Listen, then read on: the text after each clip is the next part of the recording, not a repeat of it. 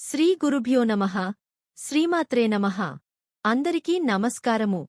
దత్తాత్రేయ జయంతి రోజు దత్తాత్రేయుడికి సంబంధించిన ఎలాంటి పరిహారాలు పాటిస్తే గురుబలాన్ని పెంపొందింపచేసుకుని వృధా ఖర్చులు తీవ్రతను తగ్గింపు చేసుకోవచ్చో, ఆదాయ మార్గాలు పెంపొందింపచేసుకోవచ్చో, వివాహ, దాంపత్య సమస్యలు అన్ని తొలగింపచేసుకోవచ్చో, శత్రుబాధల నుంచి సులభంగా బయటపడవచ్చో ఈ వీడియోలో మనం తెలుసుకుందాం. అలాగే మీరు వీడియోని చివరి వరకు చూసినట్లయితే పూర్తి విషయం అంతా కూడా అర్థం అవుతుంది. ఈ వీడియోకి ఒక లైక్ వేసి మీ ఫ్రెండ్స్కి షేర్ చేయండి. అలాగే జై శ్రీకృష్ణ అని ఒక చిన్న కామెంట్ చేయండి. దత్తాత్రేయుని జన్మదినాన్ని మార్గశిర పౌర్ణమి రోజున దత్తజయంతిగా జరుపుకుంటారు. పురాణాల ప్రకారం దత్తాత్రేయుడిని బ్రహ్మ, విష్ణు, మహేశ్వరుల అంశలతో కూడిన అవతారంగా భావిస్తారు. ఈయనకు 6 చేతులు, 3 తలలు, శంఖం, చక్రం, త్రిశూల ఆయుధాలు, తన వెంట 4 శునకాలు, గోమాత కూడా ఉంటాయి. ఇలా 3 రూపాల కారణంగా దత్తాత్రేయుడిని కలియుగ ప్రత్యక్ష దైవంగా పరిగణిస్తారు. ఈ స్వామివారిని ఆరాధిస్తే త్రిమూర్తులను ఆరాధించినట్టేనని చాలామంది నమ్ముతారు. త్రిమూర్తుల స్వరూపంగా భావించే ఈ స్వామిని సన్యాసి లేదా బ్రహ్మచారి అని పిలుస్తారు. దత్తాత్రేయస్వామి సాక్షాత్తు గురుస్వరూపం. గురుబలం పెరిగితే ధనం బాగా వస్తుంది. గురుబలం పెరిగితే వృధా ఖర్చులు తగ్గిపోతాయి. గురుబలం పెరిగితే ఆదాయ మార్గాలు విపరీతంగా పెరుగుతాయి. కాబట్టి ధనపరంగా అద్భుతంగా కలిసిరావాలంటే దత్తాత్రేయ జయంతి రోజు దత్తాత్రేయస్వామిని ప్రత్యేకంగా పూజించాలి. దత్తాత్రేయస్వామిని ఎలా పూజించాలంటే, మీ ఇంట్లో పూజగదిలో పూజాపీఠం మీద దత్తాత్రేయస్వామి ఫోటో పెట్టి ఆ ఫోటోకి గంధం బొట్లు, కుంకుమ బొట్లు పెట్టి అలంకరించాలి. దత్తాత్రేయస్వామి చిత్రపటానికి తెల్లటి పూలమాలలు అలంకరించాలి. వెండి ప్రమిదలో ఆవు నెయ్యి పోసి 3 వత్తులు విడిగా వేసి దీపం పెట్టాలి. తర్వాత దత్తాత్రేయుడు ఫోటోకి తెల్లటి పూలతో పసుపు పచ్చటి చామంతిపూలతో పూజ చేస్తూ ఓం ద్రాం దత్తాత్రేయ నమః అనే మంత్రాన్ని 21 సార్లు చదవాలి. ఓం ద్రాం దత్తాత్రేయ నమః అనే మంత్రం 21 సార్లు చదివిన తర్వాత దత్తాత్రేయుడికి ముద్దకర్పూరంతో హారతిచ్చి అరటిపండ్లు రవ్వలడ్డులు కేసరి వీటిలో ఏదైనా నైవేద్యంగా సమర్పించుకోవచ్చు. ఇలా దత్తాత్రేయస్వామిని పూజించినట్లయితే గురుబలం పెరుగుతుంది. ఆదాయ మార్గాలు పెంపొందింప చేసుకోవచ్చు. అలాగే దత్తాత్రేయ జయంతి రోజు చేసే మేడిచెట్టు పరిహారం అద్భుత ఫలితాలను ఇస్తుంది. మీకు ఆదాయ మార్గాలు పెరగాలంటే, అంటే ఒక మార్గంలో కాకుండా 2-3 మార్గాల్లో ధనం బాగా కలిసిరావాలంటే, అప్పులు తీరాలంటే, మొండిబాకీలు తొందరగా వసూలు కావాలంటే దత్తాత్రేయ జయంతి రోజు మేడిచెట్టు దగ్గర ఒక పరిహారం పాటించాలి.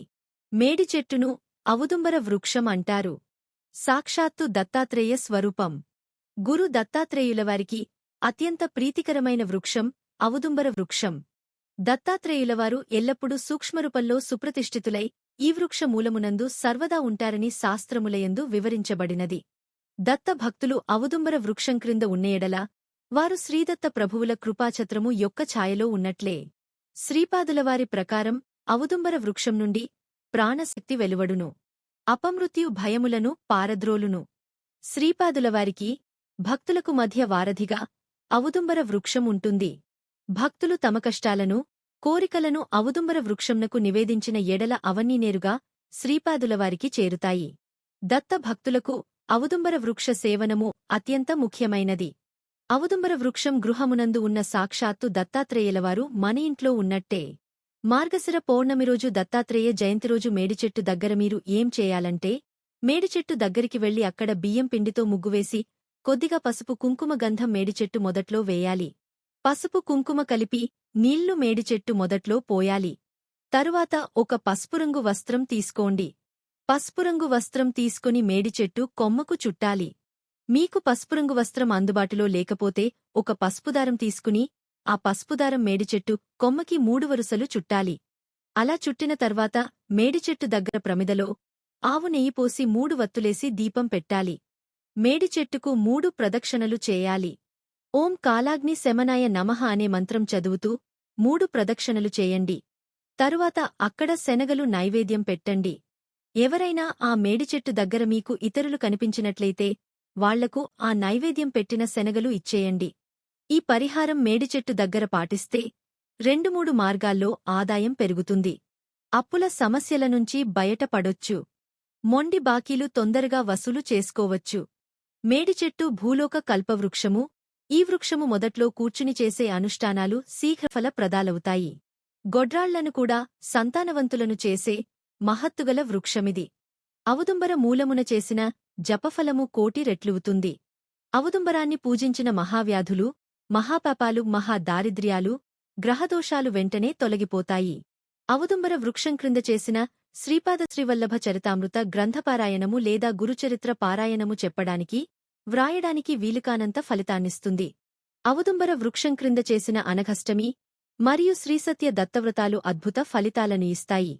మేడిచెట్టు స్థాపన లెక్కింపలేనంత పుణ్యఫలాన్ని మూటకట్టి మనకు ఇస్తుంది. నిత్యం ఔదుంబరమాలను ధరించి ఔదుంబర వృక్షాన్ని పూజిస్తే ఎలాంటి పనినైనా సులభంగా, విజయవంతంగా పూర్తి చేయవచ్చు. ఒట్టిగా సిద్ధమంగళ స్తోత్రాన్ని ఒకసారి పఠిస్తేనే 1000 మంది సద్బ్రాహ్మణులకు అన్నసంతర్పణ చేసిన పుణ్యం దక్కుతుంది. అలాంటిది సిద్ధమంగళ స్తోత్రాన్ని ఔదుంబర వృక్షం క్రింద చదివితే ఎంతటి పుణ్యఫలాన్నిస్తుంది. అలాగే చాలామందికి సంబంధాలు చేతివరకే వచ్చి జారిపోతూ ఉంటాయి. అలాగే డబ్బులు ఎన్నివచ్చినా సరే ఖర్చు అయిపోతూ ఉంటాయి. భార్యాభర్తల మధ్య గొడవలు ఎక్కువగా ఉంటాయి. వీళ్లందరూ కూడా ఈ సమస్యలన్నీ పోగొట్టుకోవాలంటే దత్తాత్రేయ జయంతిరోజు శనగలు దారం దండలాగా కట్టి శనగలదండ దత్తాత్రేయుడు విగ్రహానికి అలంకరించండి. మీకు దగ్గరలో దేవాలయంలో దత్తాత్రేయుడు విగ్రహముంటే ఖచ్చితంగా శనగలదండ ఆ విగ్రహానికి వేయండి. వృధా ఖర్చులు తగ్గిపోతాయి. వివాహ, దాంపత్య సమస్యల నుంచి బయటపడొచ్చు. అలాగే దత్తాత్రేయస్వామికి సంబంధించిన ఒక ప్రత్యేకమైన స్తోత్రముంది. దత్తాత్రేయ వజ్రకవచ స్తోత్రం అంటారు. చాలా శక్తివంతమైనటువంటి స్తోత్రం. పురాణాలన్నిటిలో కూడా దత్తాత్రేయ వజ్రకవచం స్తోత్రం గురించి చెప్పారు. దత్తాత్రేయ జయంతిరోజు మీ ఇంట్లో దత్తాత్రేయ వజ్రకవచం స్తోత్రం చాంటింగ్ పెట్టుకోండి లేదా చదవండి. భయంకరమైన శత్రుబాధలు తొలగిపోతాయి. నరపీడ, దిష్టి, ఎదుటివాళ్ల ఏడుపులు అన్ని పోగొట్టుకోవడానికి దత్తాత్రేయ వజ్రకవచం స్తోత్రం వినడం అనేది దత్త జయంతిరోజు అద్భుతమైన శుభ ఫలితాలను ఇస్తుంది. అలా వినటం కూడా వీలు కాకపోతే ఓం ద్రాం దత్తాత్రేయ నమః ఈ ఒక్క మంత్రం చదువుకుంటే అద్భుత ఫలితాలు కలుగుతాయి. గురుబలాన్ని పెంపొందింపచేసుకోండి, ఆదాయమార్గాలు పెంచుకోండి, ఖర్చులు తగ్గించుకోండి. దత్తాత్రేయుడు అనుగ్రహం వల్ల సకల శుభాలను సిద్ధింపచేసుకోండి. దత్తాత్రేయుడు బ్రహ్మ, విష్ణు, మహేశ్వరుల అంశలతో కూడిన అవతారమూర్తి. దత్తాత్రేయుని జన్మదినాన్ని మార్గశిర పౌర్ణమి రోజున దత్తజయంతిగా జరుపుకుంటారు. ఇది పవిత్రమైన రోజుగా పరిగణించబడుతోంది. అత్రి మహాముని, మహాపతివ్రత అనసూయల సంతానమే దత్తాత్రేయుడు. ఈయన త్రిమూర్తులు అంటే బ్రహ్మ, విష్ణు, పరమేశ్వరుల అంశలతో జన్మించిన అవతారమూర్తి. అందున దత్తాత్రేయుడు విష్ణువు అంశతో, చంద్రుడు బ్రహ్మ అంశతో, దుర్వాసుడు శివుని అంశతో జన్మించారని పురాణ కథనం. దత్త జయంతిరోజున తెల్లవారుజామునే భక్తులు నదీస్నానం లేదా ఏటి స్నానం చేస్తారు. దత్తాత్రేయునికి షోడశోపచారాలతో పూజ చేస్తారు. జపధ్యానాలకు ఈ రోజు ప్రాముఖ్యం ఇస్తారు. దత్తాత్రేయుని యోగమార్గం అవలంబిస్తామని సంకల్పించుకుంటారు. దత్తచరిత్ర, గురుచరిత్ర, అవధూతగీత, జీవన్ముక్త గీత, శ్రీపాదవల్లభ చరిత్ర, నృసింహసరస్వతి చరిత్ర, షిర్డి సాయిబాబా చరిత్రం, శ్రీదత్త దర్శనం వంటివి పారాయణ చేస్తారు.